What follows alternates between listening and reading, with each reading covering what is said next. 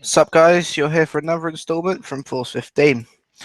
So this is a live news bulletin for the 26th of March 2016 at 20:41 UTC. Last night of UTC actually as well. The clocks go forwards in about 6 hours time. Well, actually, no, it's coming up to 5 hours time now. The top headlines now at the moment: man charged over Brussels terror attack. Easter Rising commemorations held.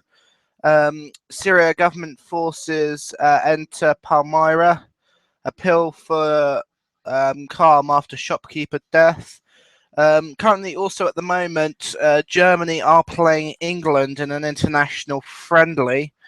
It's now half time and Germany are up 1-0. Earlier today, Azerbaijan lost to Kazakhstan 1-0. Russia beat Lithuania 3-0.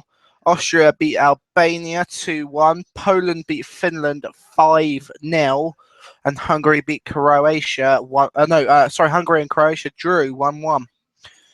I'm looking at the news stories now. Man charged over Brussels terror attack. Belgian prosecutors have charged a man with terrorist offences in connection with Tuesday's attacks in Brussels that left 28 people dead. He was named as Faisal C and was arrested on Thursday. At least half the victims died at the airport. The rest of the attack on the metro system and suicide bombings claimed by so-called Islamic State. The Zaventem Brussels International Airport will not reopen before Tuesday, authorities have announced. Meanwhile, demonstration against the attacks planned for Sunday in central Brussels have been cancelled after a request from the authorities. Organisers said that the people's security was the top priority. So there's some good news, really, in some ways, where we now have confirmed reports of a person has now been arrested over the terrorist attacks in Belgium. The Easter Rising commemoration has been held when it's been 100 years. 100 years since the Easter Rising of 1916 in Ireland, and commemorations have been held across much of Ireland today. Irish President Dr. Michael D. Higgins lays a wreath at the remembrance ceremony held in the Republic of Ireland to mark the 100th anniversary of the Easter Rising. Other parts of the news: Syria government forces enter Palmyra. So Syrian government forces backed by Russian airstrikes have seized several neighborhoods in an ancient city of Palmyra, state TV has said. Russian aircraft carried out 40 missions over the city in the last 24 hours, the defense ministry has said. A monitoring group said the fighting was most intense seen so far in the Syrian army campaign to recapture the city from so-called Islamic State. IS seized the UNESCO World Heritage Site and adjoining modern town in May. It destroyed archaeological sites, drawing global outrage. Two 2,000-year-old temples and ark and their funerary towers were left in ruins. So we'll come back onto that a little bit later. Just to look at the other stories now. Appeal for calm after shopkeeper death. After that's actually sort of up Craig's area as well. News comes from Glasgow and West Scotland. There. The Muslim Council of Scotland has called for calm after following the death of a shopkeeper in Glasgow. Assad Sahar, 40, was killed in what police Scotland said that they were treating as religiously prejudiced. I think that is. A 32-year-old Muslim has been arrested in connection with the incident. Hundreds of people attended a vigil near the scene in Shawlands on Friday night, and local residents have been continuing to lay floral tributes. Mr. Sahar, 40, was found seriously injured in Menard Road around about 21:45 on Thursday. He died in hospital. The incident happened hours after apparently posted social media messages wishing his customers a happy Easter. Salah, but I think that's spelled Gatui. I can't pronounce that name. Director of the Muslim Council of Scotland told BBC Scotland the people are really shocked and very distressed that something like this has happened. After this event, our message is that to everyone to try and keep calm and try to get together in recognition of being human beings. There is no real feeling of sadness and anxiousness within the community. Hopefully, we can learn from it. First Minister Nicola Sturgeon and Glasgow City Council leader Frank Cavisi were among those at the vigil on Friday night. Those attending were encouraged to bring a daffodil and laid many flowers and lit candles during the gathering. Mr. Blagauti added, "As we saw last night at Vigil in the street, there was a good number of people feeling that they wanted some outlet to share their feelings, and this is the best thing that we can do, share our feelings.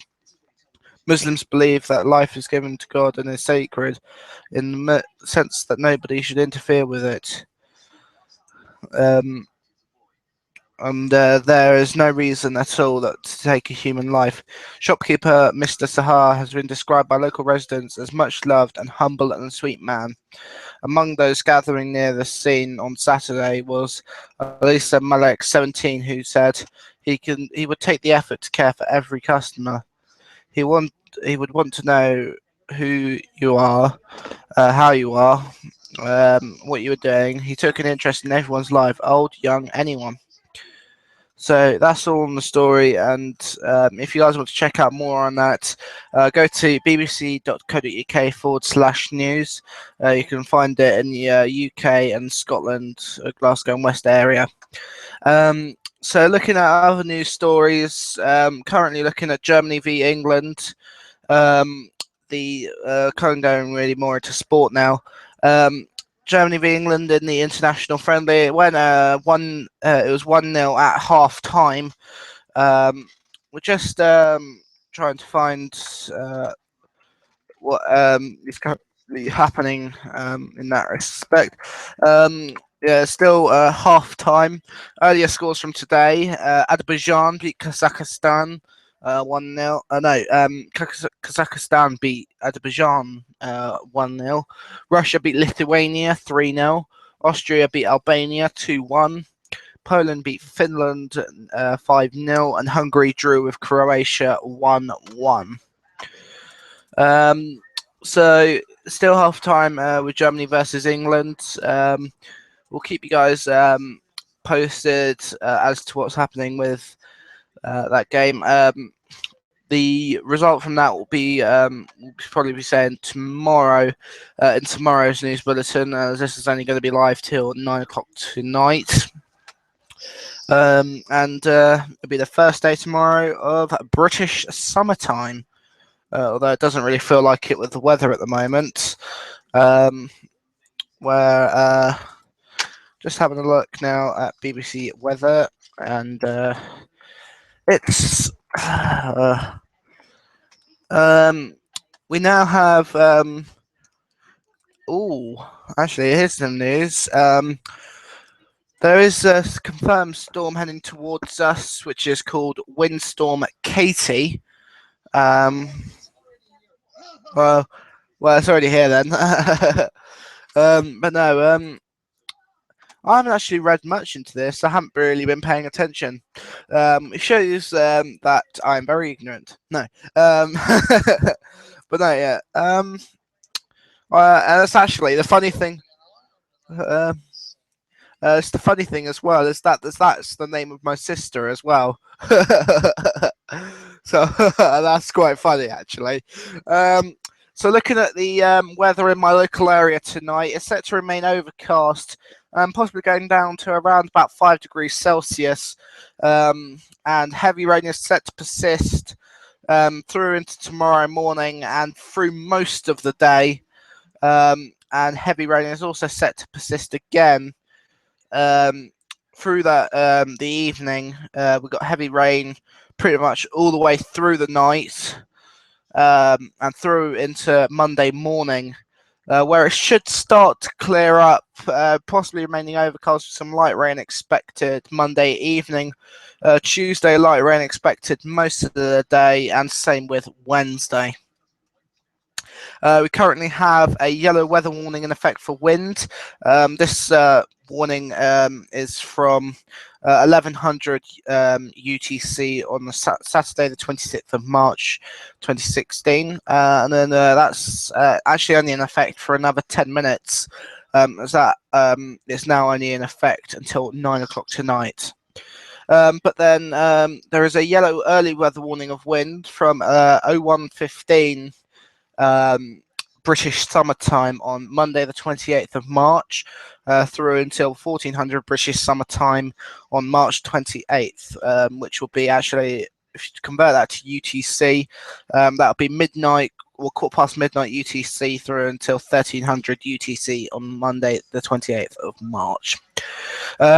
So looking more, a little bit more advanced into next week, it really is a 50-50 picture there, where we have mainly overcast with sunny intervals through most of Thursday.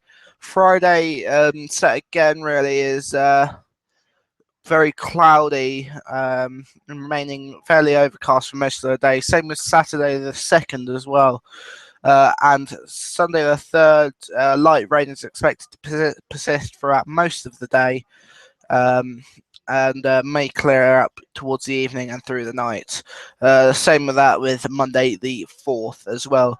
The UV index at the moment is 3 for today, which is about mid-range, and the latest observations from my local station up at Odium, located at 51.238 degrees north and 0.944 degrees west, which currently we have light rain with 8 degrees Celsius temperature, and the wind is south-southwesterly at 19 miles per hour. Humidity is 86%, visibility is very good, and the air pressure is 999 millibars and rising. So looking throughout the week with the air pressure, another low pressure system is set to come through Monday, and possibly Sunday/Monday as well. And another low pressure front is expected to start tracking across the Atlantic by Wednesday, so it is possible for some more stormy conditions next Saturday or possibly Sunday as well. Forecast isn't showing much on that at the moment, though we'll keep you guys posted as as it all develops. The UK hotspots today: Pershore 11 degrees Celsius, number 1. Peterborough 2nd with 10 degrees. Keswick 9 degrees, number 3. Stafford 9 degrees at number 4, and Tenby 9 degrees at 5. Cold spots today: Aviemore just above freezing at 1 degree Celsius. Banbury 4 degrees. Barnsley 4 degrees as well. Aylesbury in 5 degrees, and Houghton Hall 5 degrees as well. So if you guys have any questions, put them in the comments below. I'll be happy to answer them. Well, not much else to report other than on the sport front with Germany versus England, which I believe is still in half time. Still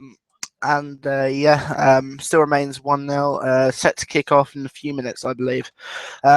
But anyway, that's all for me now. Thank you guys for watching. This is Force 15 signing off.